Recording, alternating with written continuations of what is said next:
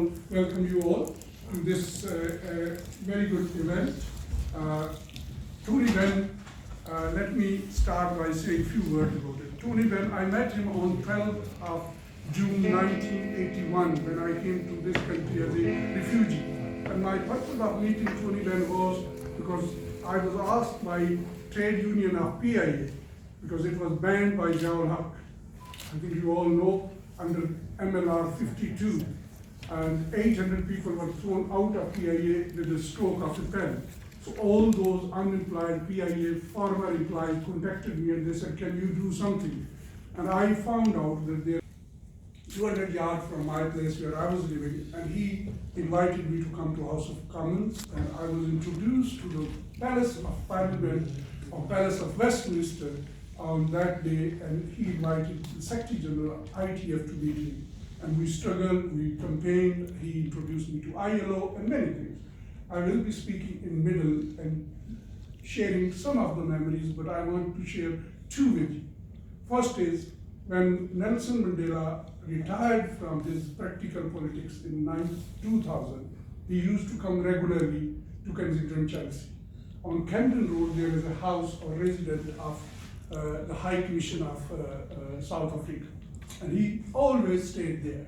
And behind it is a Holland Park. He used to go at 4 o'clock for a walk regularly every day when he was staying there. And I used to follow him, being an activist, being a very fond of a legend. I used to follow, but never got a chance to speak to him because it was very difficult to speak to a man whom you see that much. So one day I asked Tony Benn that, do you know that Nelson Mandela is here and he regularly coming? He said, Mushtaq, let's go and say hello to him. And we went and we said hello to him, and he knew who the Tony Benn is and Tony Benn knew who he is. So I offered them a cup of coffee in the local cafeteria and we sat there for 2 hours, non-stop. They were talking and I was listening. I will share at some stage what sort of discussion they had.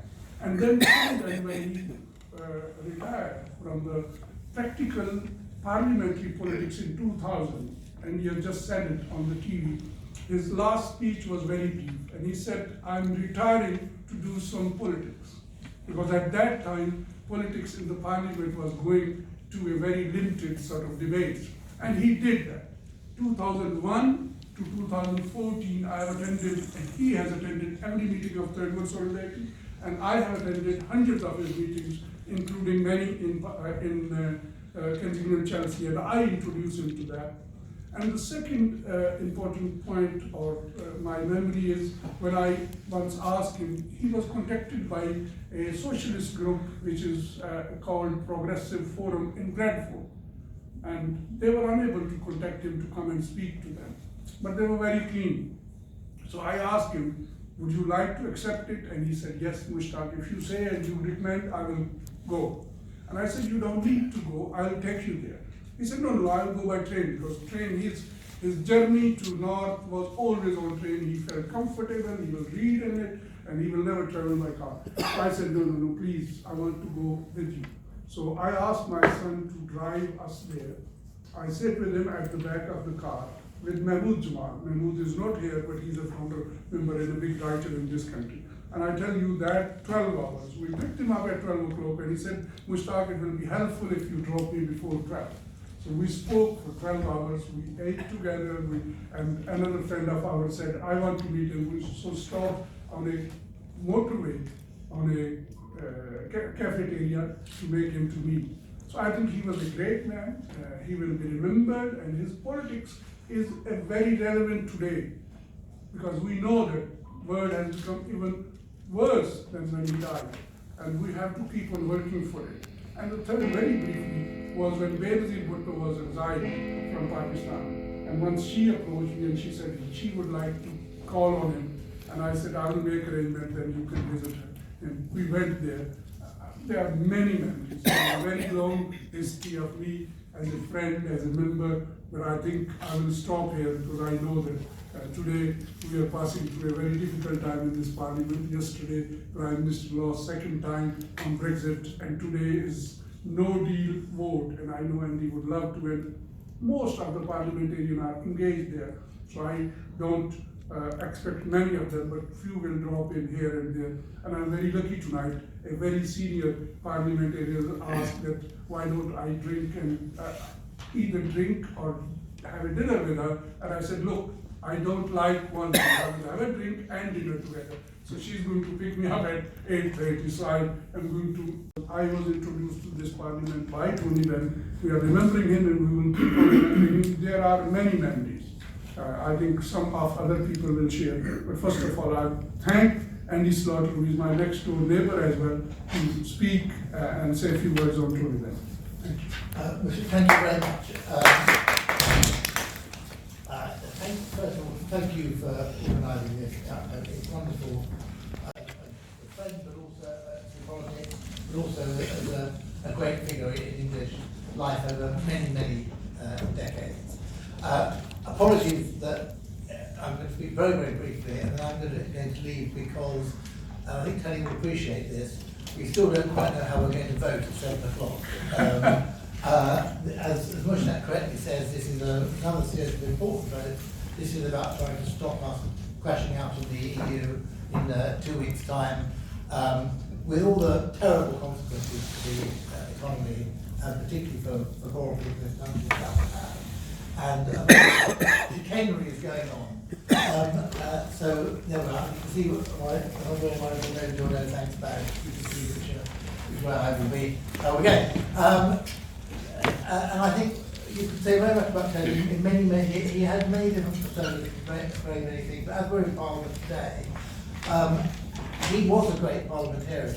He was a fantastic speaker, legislator, minister, cabinet minister back in the 1960s, very innovative technology and all those.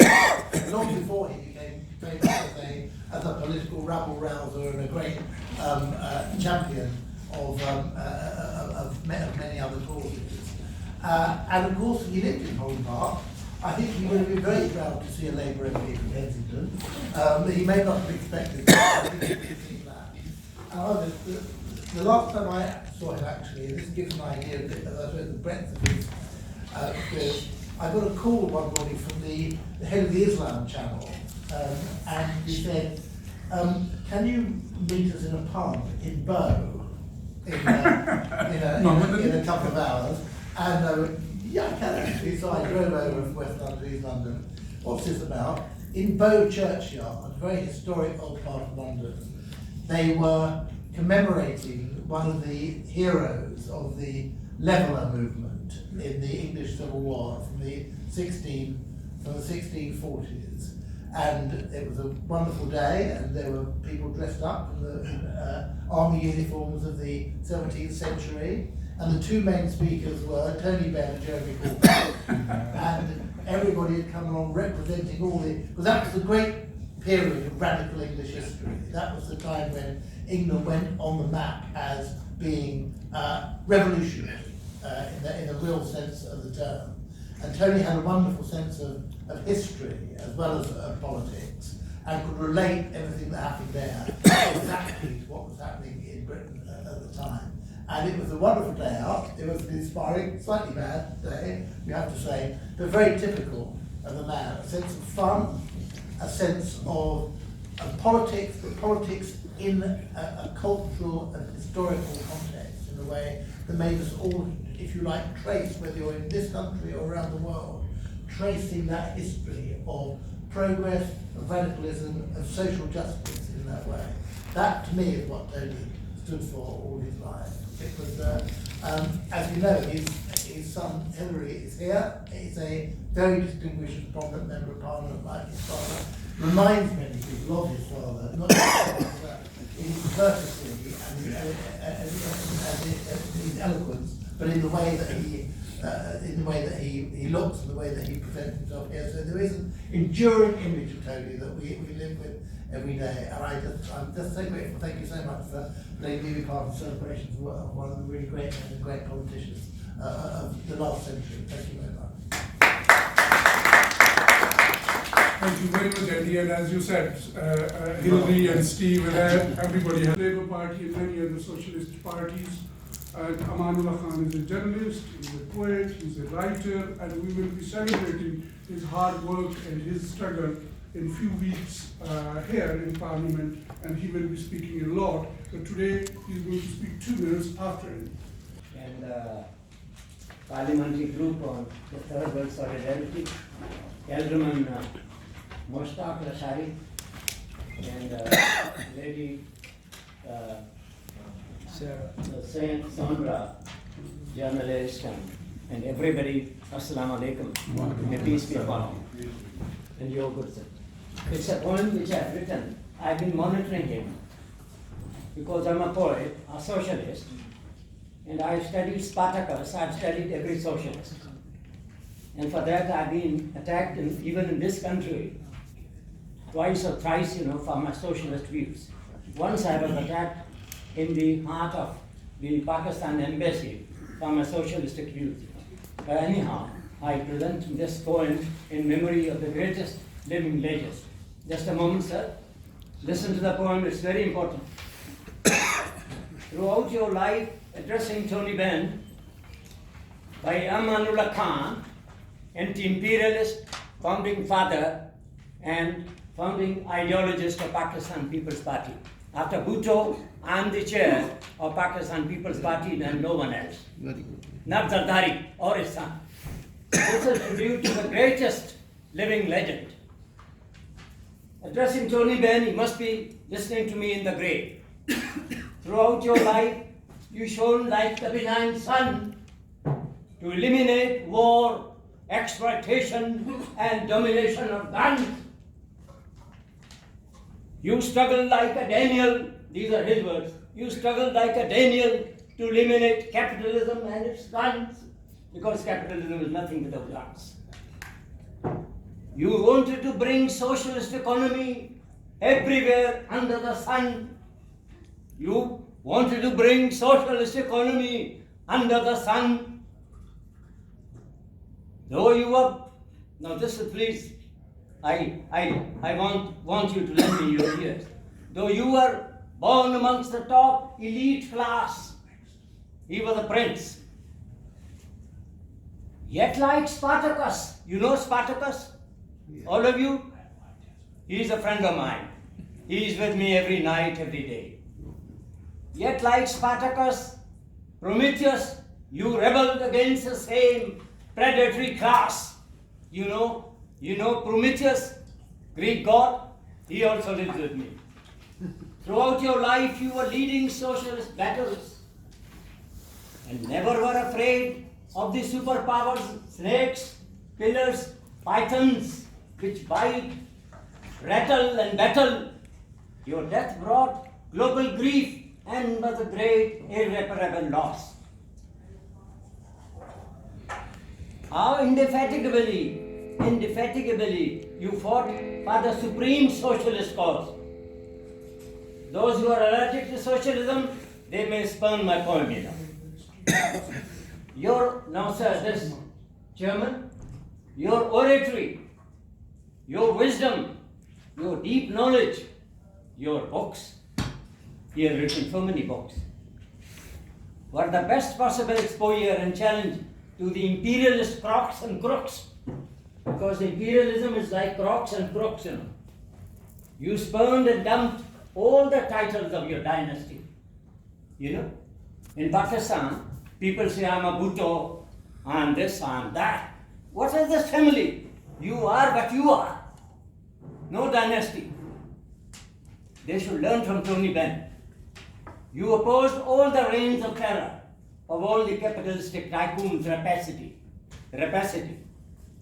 Tony Benn, you were great that you challenged the imperialist monsters in their very den, even in England, because England is the mother of all imperialisms.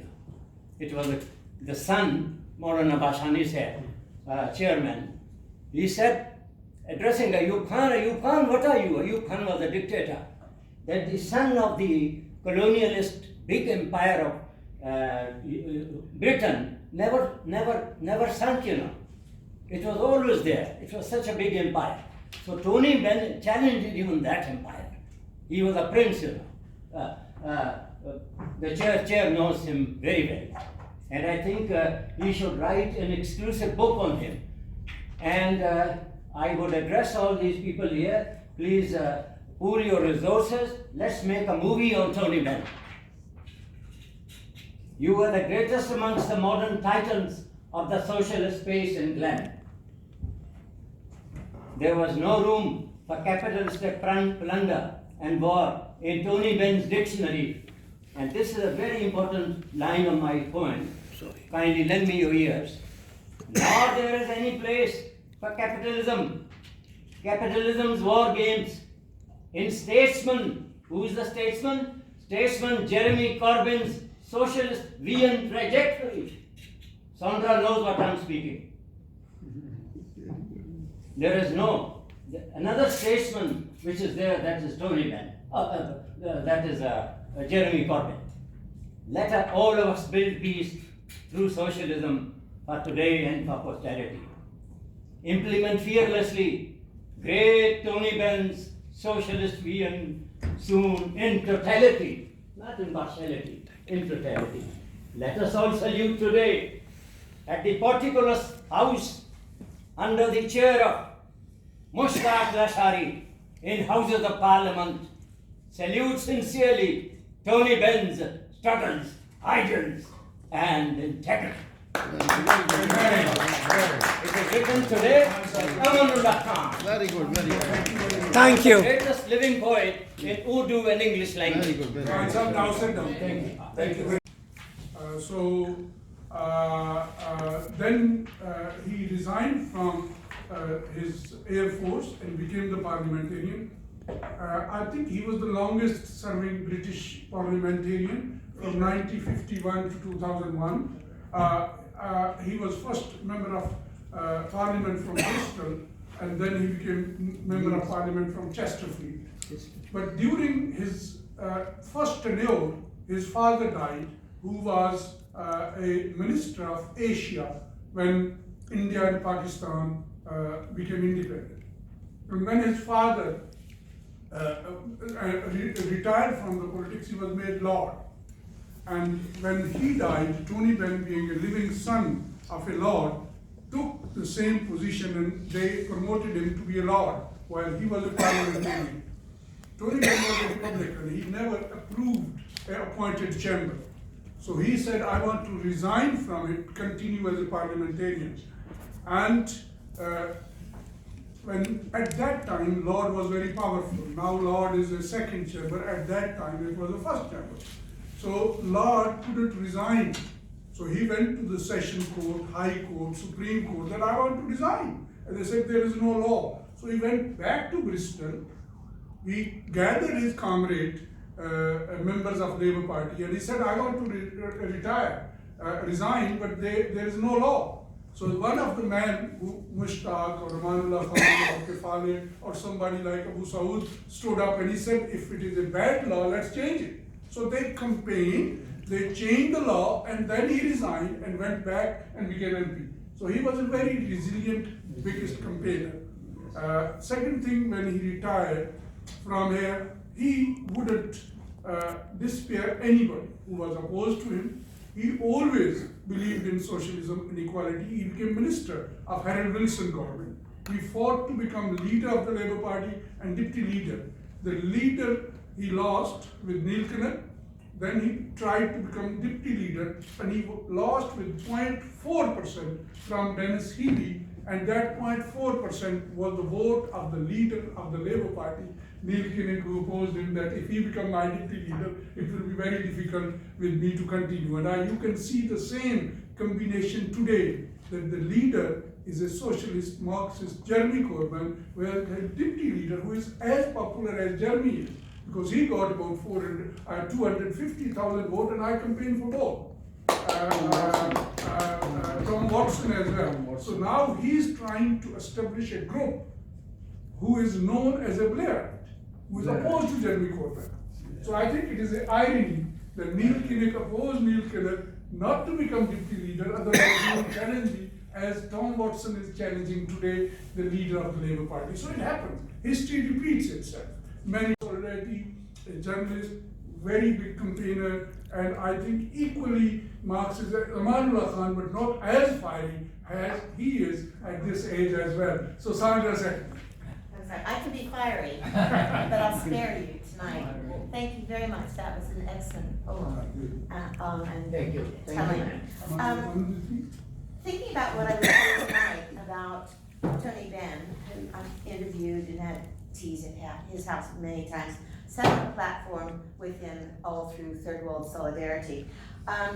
I started to do a bit of research, and I discovered something most interesting that's happened this March, which I think is apt and well marks the 5th anniversary of Tony's death.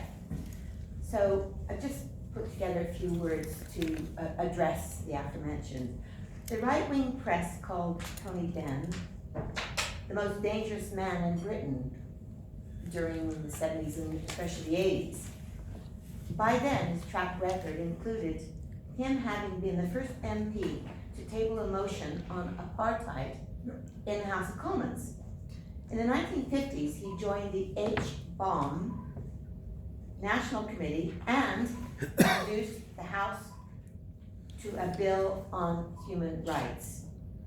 When he was postmaster, as he was appointed in 1964, Benn tried and failed to have Queen Elizabeth's head removed from the postage stamps.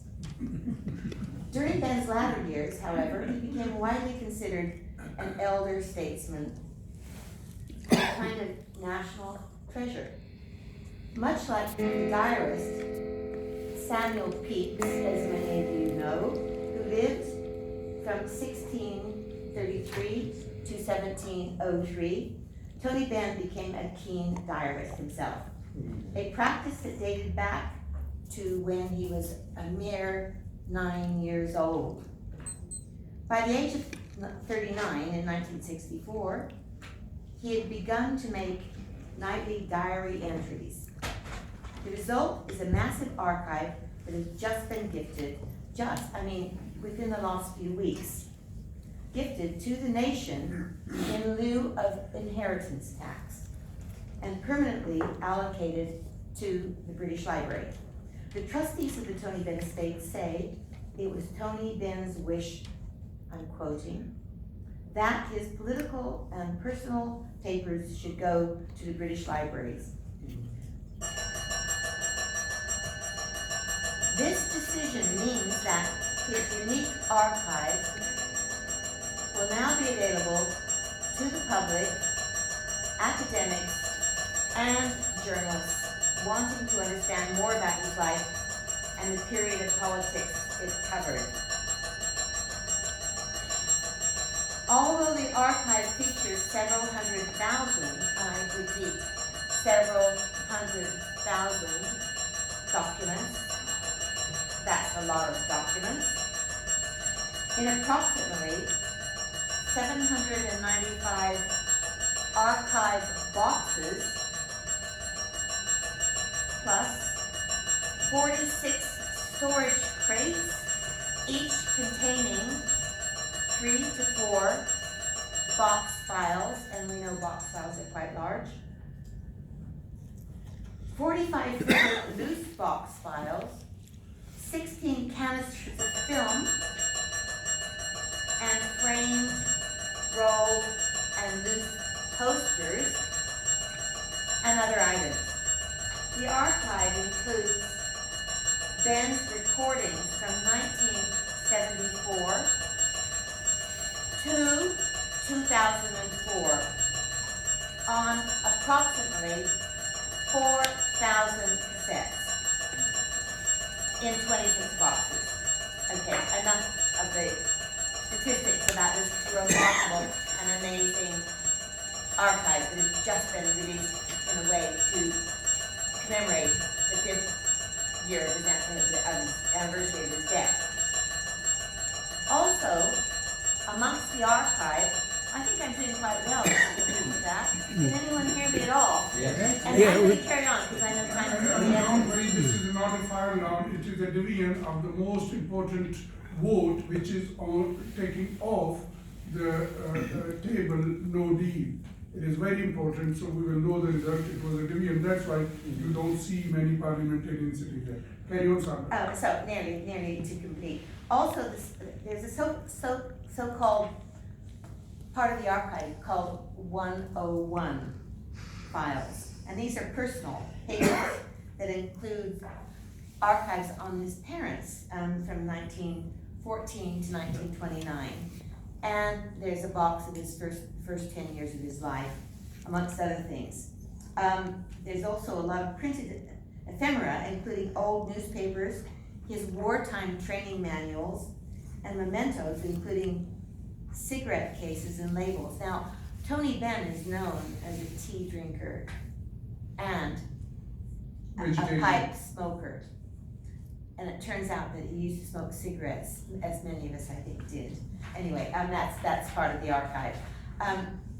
Much of this archive remains unpublished, and because of its size, the Benn archive is likely to take several years to be categorized and cataloged by the British Library, hence made available to the public.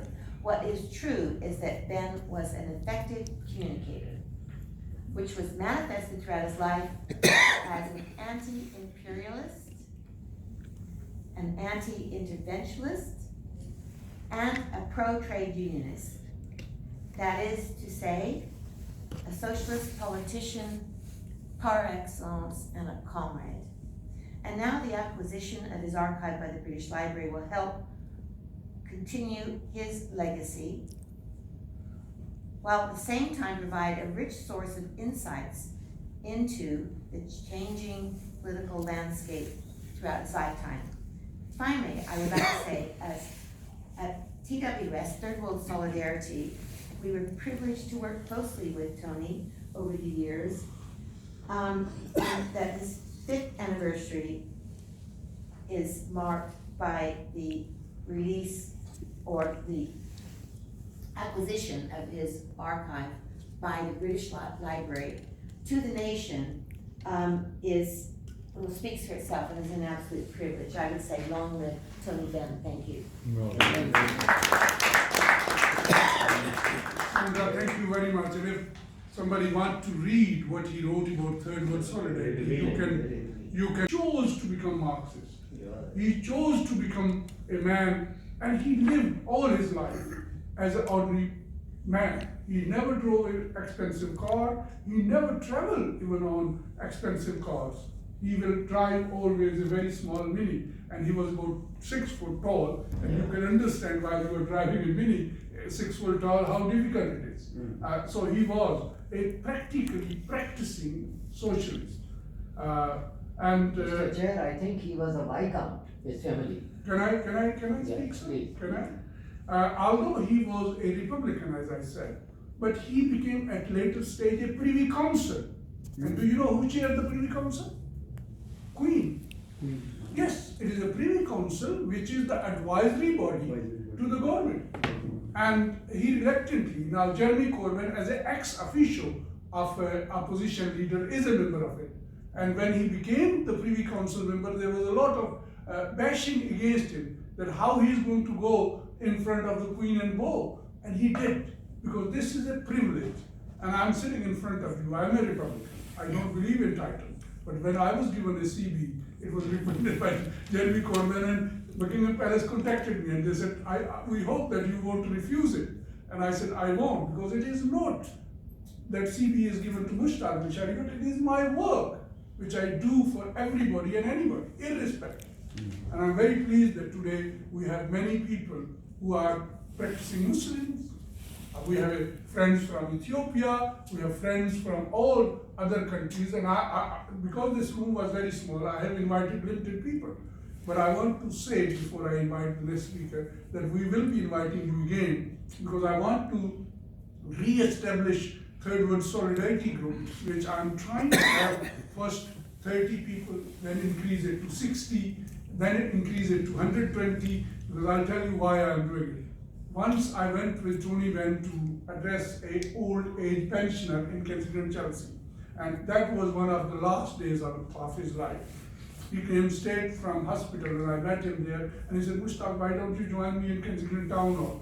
I feel a little bit shaky and it will be helpful if you can come to me and let's go together. So I came to his house, we went there, and you can understand, Kensington, Chelsea, old lady, billionaires, millionaires, very upper class ladies, and he went there and he couldn't stand.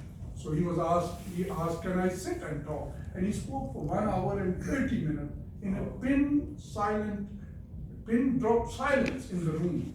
And I was sitting there, many of us, but he never despised anybody and he worked with everybody. His last TV interviews were based on while he was sitting in the night time at 11:30 with William Hague. He never agreed with him on politics, but he will discuss. Two things I've learned from him were that he will never criticize person sitting in front of him. Never. He will always put up his point of view.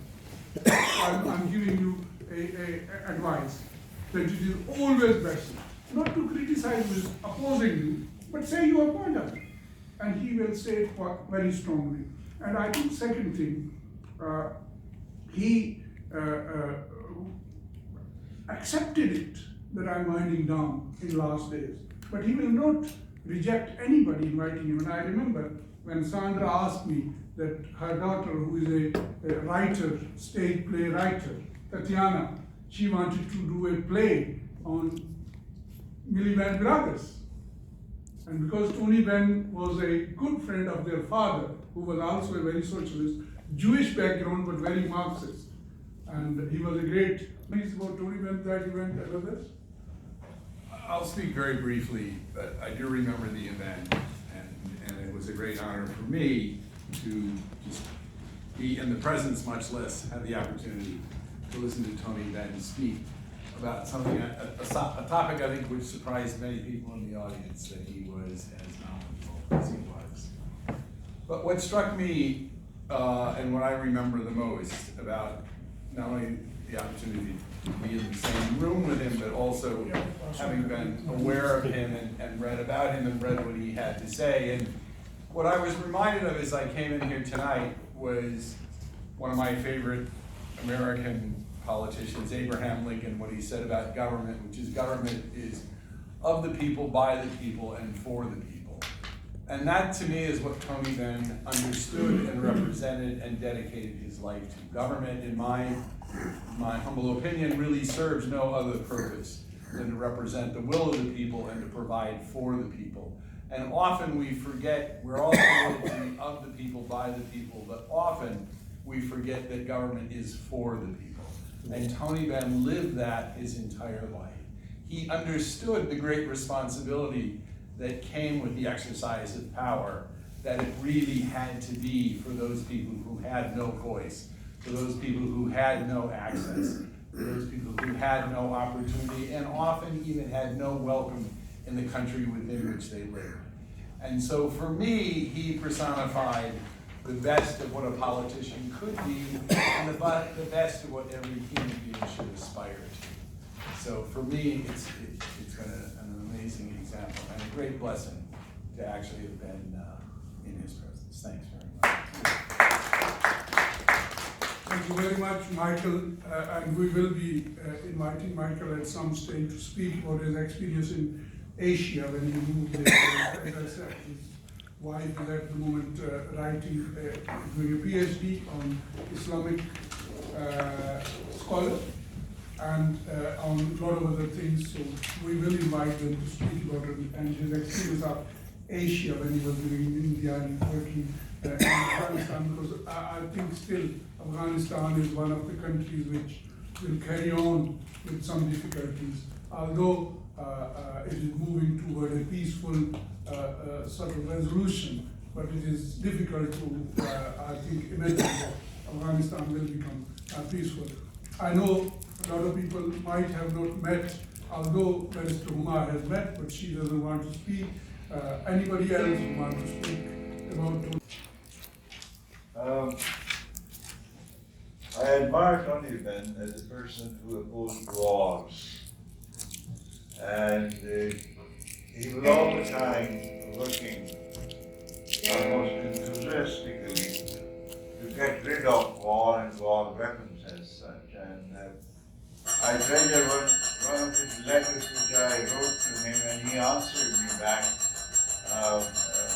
answering my inquiry.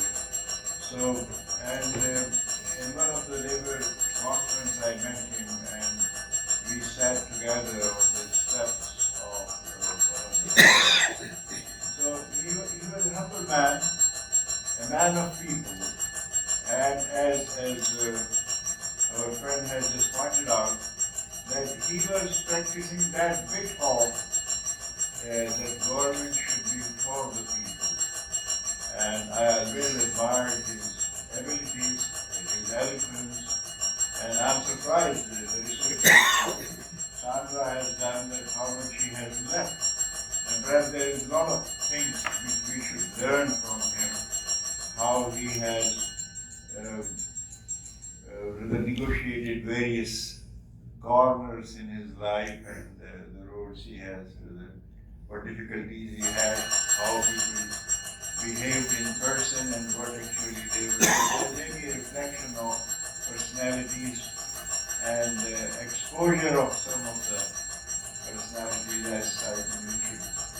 And I'm really pleased what Mushtaq has just pointed out, that it is a good practice not to oppose a person when somebody is here in arguing, but putting your point of view, so that maybe your point of view will prevail and a reasonable solution will come out. So perhaps there is a lesson for us all who are attending today's event, that we should take this practice on board as well. Thank you very much, Mushtaq.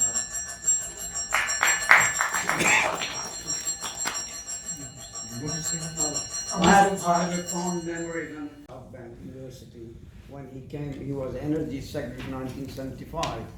So he addressed all the students about the future of North Sea oil at that time.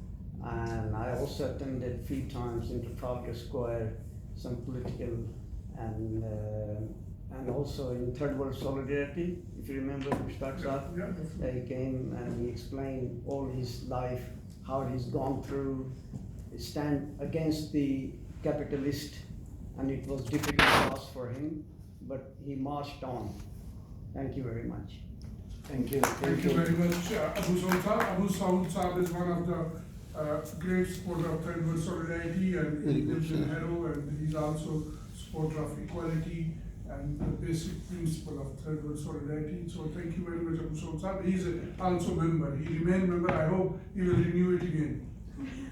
Because we are trying to re-establish. Speaking. He's doing the recording to put it on one of the Ethiopian language college. I don't know how he says his own language. Say it in your language. Iwooket. Iwooket, but it is called knowledge. So you will see it. He's recording. But Kefale, your memories about Tony Benn? Well, I wish to say a few words. Tony Benn, first I met him here in the house of. So much impressed when I saw him. I saw his interest to listen to people. I didn't think that time I will attract and he will listen to me. We have been discussing the human rights violations in Ethiopia. So when I said few words, he was very enthusiastic, and he was very much interested to listen to what I was saying. And I always respect him, I admire him, and we all love him because of his feelings towards humanity. So this is what I want to say. Thank you very much. Mr. Chair, this is our regret and grief at the Ethiopian plague's tragedy. Ethiopian, of course, we put it on the card. We are all very We were very saddened. I'm a poet, you know. I'm a poet. I can feel their feelings when they hear. And I'm going to write a poem on that. I'm a poet. Amanda Khan said, it is not only that we are very saddened about Ethiopian people, but do you know that all the people who died in it were international human rights and who were going through a very international conference in Kenya. So it is not only Ethiopian, 30 countries were represented. It was very high profile. And this aeroplane, I have worked in the Very moving. Boeing 737 was one of the best aeroplanes I worked on. Boeing 737, 727, 707, I worked on all of them, 747 as an airline engineer. But I think something has happened. You know what they are, it will take few years to know, but I think they believe that pilot was not fully trained. When aeroplane stall, they need to stall it further to take it off, to speed it up. And he didn't override the switch. That is the difficulty. But I think now, as you know, in Europe, they are banned. Those 737 Max. I think as the chair of Third World, you should forward your suggestion. Sir, To international aviation. can we speak?